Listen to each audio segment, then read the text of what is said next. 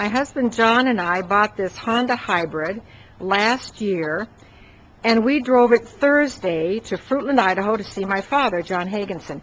This is our Honda Hybrid car.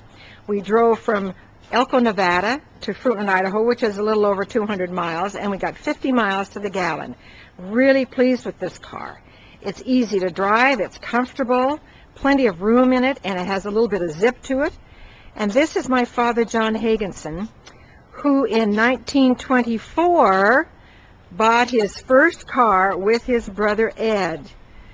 Where were you living? And tell us about this car that you bought, John. We were living in Helena, Montana. We went downtown, Ed and I, and bought a 1914 Model T used car. How much did it cost? It cost us $40. Money we had to save. Where did you get the money? You saved it, you and We Ed? had done odd jobs for neighbors, and we had accumulated enough money to buy the Model T for me. Now this wasn't a new car that you bought. No, it was a used Model T.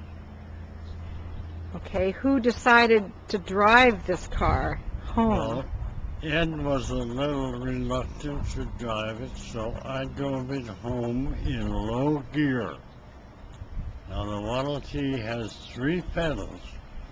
One is low, one is reverse, one is brake. And we drove it home in low all the way. Why did you drive it home in low? Because we were a little leery about letting it into the higher gear. Oh, you didn't know how to drive, did you? No, we did not. So how old were you? I was 12, he was 13.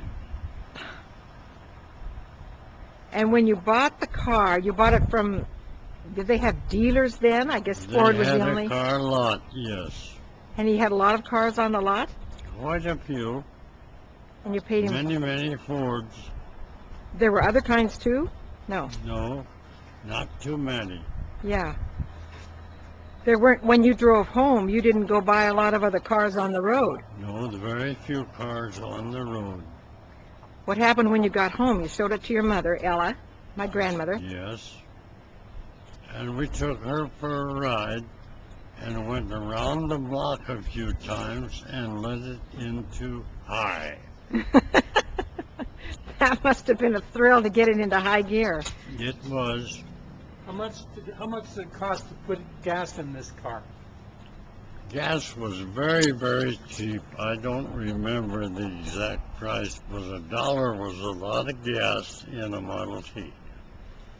Did you go on any long trips with this Model T? Not with this trip, Model T, Okay. but with the later Model T, when I lived in Great Falls, I took a trip to Glacier Park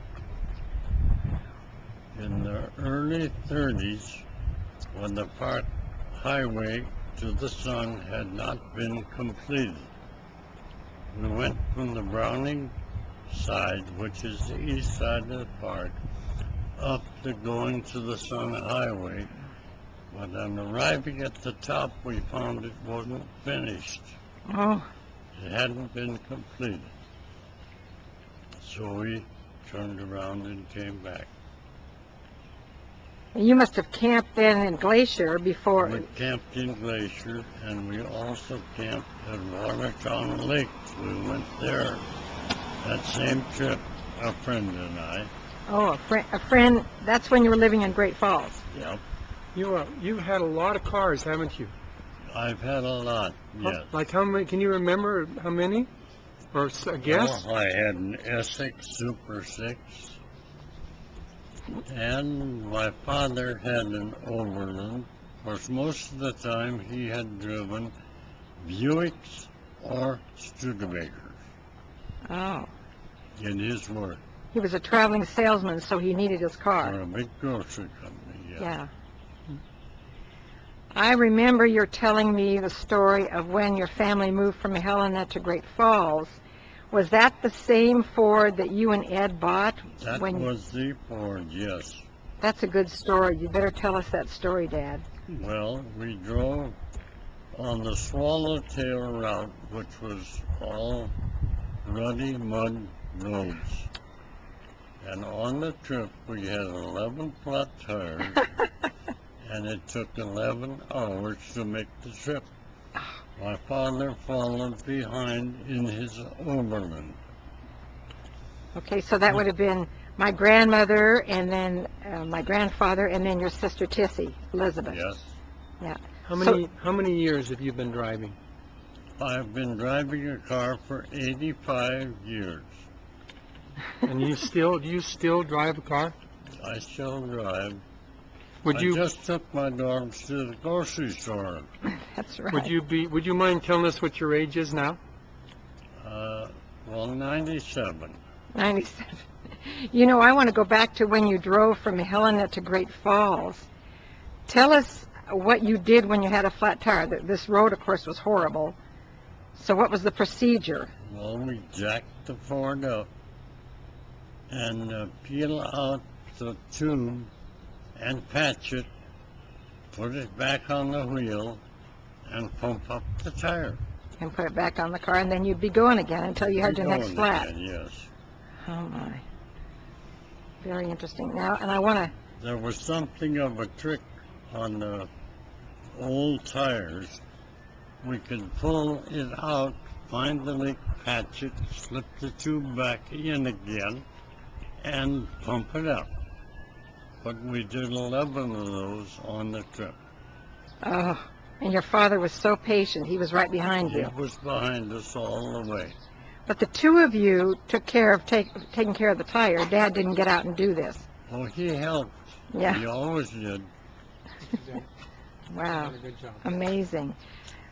Okay, what we'd like to see now, we have had Dad driving the first cars on the road, and now he's going to drive a hybrid Honda in our driveway here in Fruitland, Idaho. So go ahead, Dad, start the car, which of course will not make any kind of a sound like the Ford did. How did you start the Ford, by the way? We started the Ford with the old manual crank. Noisy. Yes.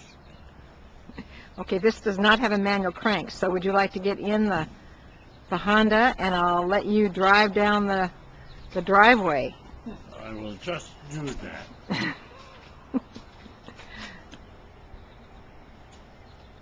Into the car.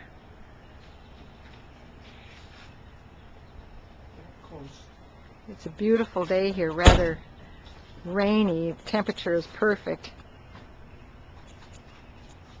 And Dad is putting the key into the car, turning it, and of course there's not a huge sound.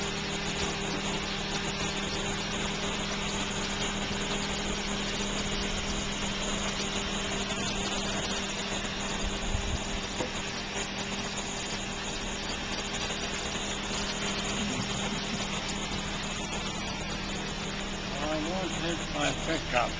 No, don't hit your pickup. Well, you've done it. You have now driven cars all the way from Henry Ford's very first to the Honda Hybrid. Thank you, Dad. That was great. It's fun doing this.